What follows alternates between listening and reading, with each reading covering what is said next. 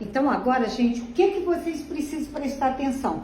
Aqui todas as frases o sujeito está antes do verbo, mas quando o sujeito está depois do verbo, você precisa de muita atenção, porque a maioria tem dificuldade. Então eu criei os passos para analisar.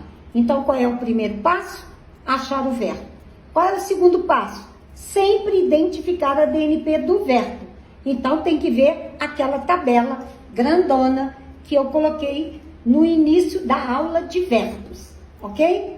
Se for terceira pessoa do singular ou terceira do plural, igual eu fiz aqui, você tem a noção global de todas as DNPs em todos os tempos do indicativo e do subjuntivo, tanto no singular quanto no plural. Então vai lá nessa tabelinha ou naquela tabelona do verbo que eu dei na aula de verbo, ok? Então, se for terceira do singular, você vai colocar antes do verbo ele, ela ou eles e elas e ler a frase toda. Se ficar estranho, quer dizer que o sujeito está escrito na frase, mas fora do lugar. É por isso que você precisa desse espaço para analisar, porque para ter certeza, você tem que colocar o sujeito, o verbo e todo o resto da oração. Aí você tem certeza, achei corretamente. Então, se ficou adequado, então a identificação do sujeito está correta. Olhem só, caiu na cidade um violento temporal. Caiu é terceira pessoa do singular. Olha o U do verbo, dizendo que esse U caracteriza a terceira pessoa do singular. Mas eu vou pôr o ele antes do verbo.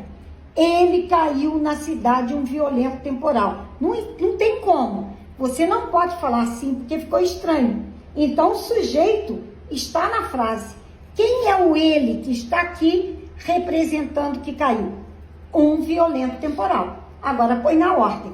Um violento temporal caiu na cidade. Ficou perfeito. Então eu tenho certeza de que o sujeito foi identificado corretamente. Então, se eu falo ele caiu, fica bonitinho. Mas ele caiu na cidade um violento temporal, não. Então, sempre que o verbo estiver na terceira do singular ou terceira do plural, faça isso que eu acabei de falar.